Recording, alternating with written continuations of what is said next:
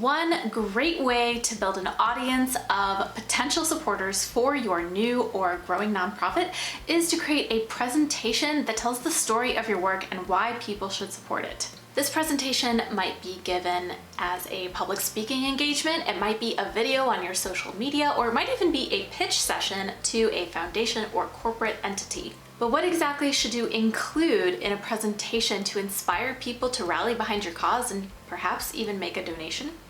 I will talk through some of the must-have components of a fundraising presentation in this video. Welcome back. I'm Amber Melanie Smith, nonprofit founder and executive director, and I guess now YouTuber who makes videos about starting a nonprofit, social impact, social enterprise, and all of the many ways people can make a difference out in the world.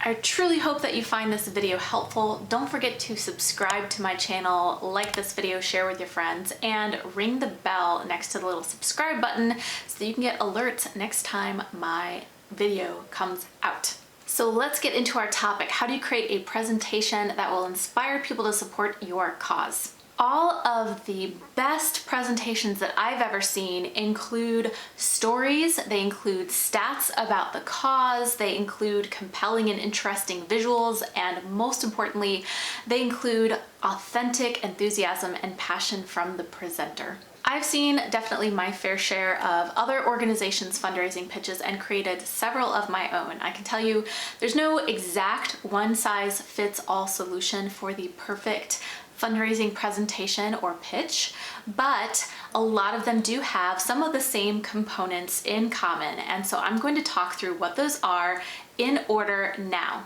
Now, for the sake of this video, I'm going to talk about this as if it is a presentation given through slides like PowerPoint, but you can honestly take the same kind of formula and apply it to video or public speaking engagement that doesn't have slides, or even some of your social media storytelling. So slide by slide, here are the different components that I would include if I were building a fundraising presentation from scratch. And there are about 7 sections here. Now, a couple of things to point out. One, you want to be very visual, so use decent quality photos and graphics. I would avoid a lot of text on your slides. You really want to get comfortable speaking through your story verbally and naturally, so you don't want to be reading off your slide. So just keep that in mind as I talk through these 7 slides or 7 components of a compelling fundraising pitch presentation. So the very first thing you want to do is grab people's attention with a quick, inspiring story. And we are talking about the story of somebody who is impacted by the problem that your organization has set out to solve. This is something common you see a lot of other organizations and causes do. Let's say the issue your organization is tackling is homelessness.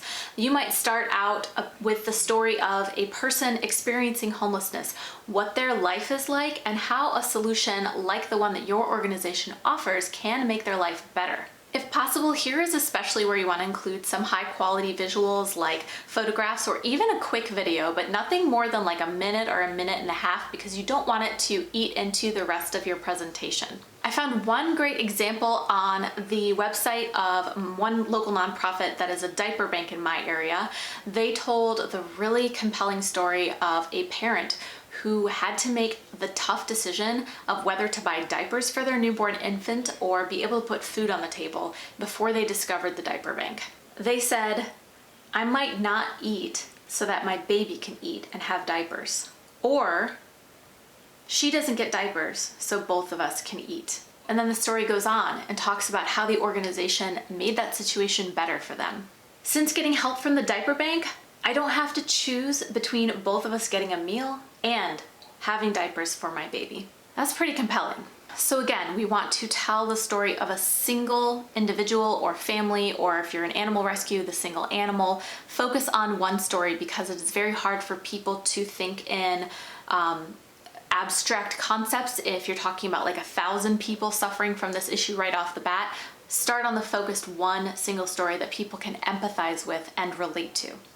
Now, I do want to make a quick note here, and that is that if you're going to use the story of a real person, it is vital that you get their permission first, out of liability, but also just respect for them. You definitely don't want to be exploiting anyone's life or personal story, especially if they're in a vulnerable in a vulnerable position right now, even for the sake and benefit of your charity work. So ask them if they would like to share their story personally for you and speak for themselves, or if you have permission to share their story.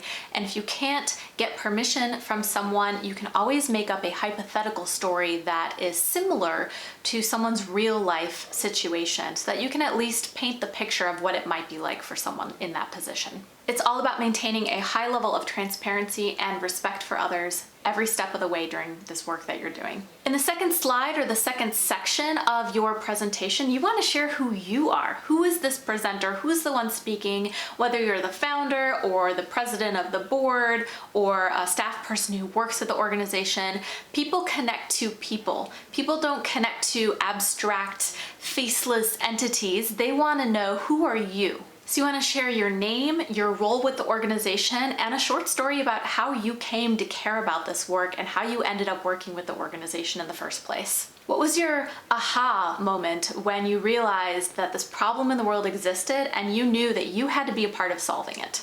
In the third slide or section of your presentation, now you want to zoom out and show the scale of the problem that you're working with in your community or your state, your country, or the world. So you got personal, you started with the story of one person or animal or one community affected by this problem. Then you talked about who you were as a person, and now you want to show the scale. So how many people are affected by this problem that your organization is tackling in your geographical service area? If you're serving your city, how many people are experiencing homelessness or food insecurity? Or how many animals are in need of a home right now? What is the scale of the problem, so that people can think to themselves, okay, I heard the story of this one person affected at the beginning. Wow, there's 500 more like that person? That's a lot. We need to help them. So this is the place where you would include numbers or statistics that we talked about earlier. Always tie it back to the story that you told at the very beginning. For example, if we're thinking of the diaper bank again, you might say something like the following. This parent is just one of 2,400 people in our city who have to choose between putting food on the table and having diapers for their newborn. So, in summary, here's where we're at now. You started out by telling the story of one person affected. You talked about who you are as a person, the person speaking, and now you've zoomed out to show the scale of the problem that you're working with. You've painted the picture.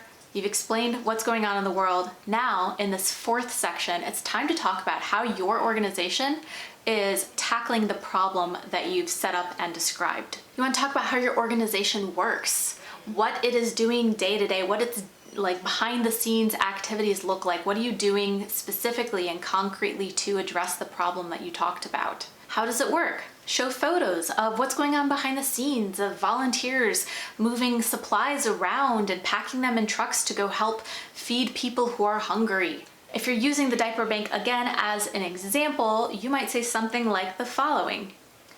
We collect donations of diapers or use donated funds to purchase diapers at wholesale costs, then engage volunteers to package the diapers and give out to thousands of families in need each year. So this section is all about showing the process your organization goes through to meet the need in the community that you described in the first section. In the fifth section, you want to start bringing in the audience and inviting them to get involved.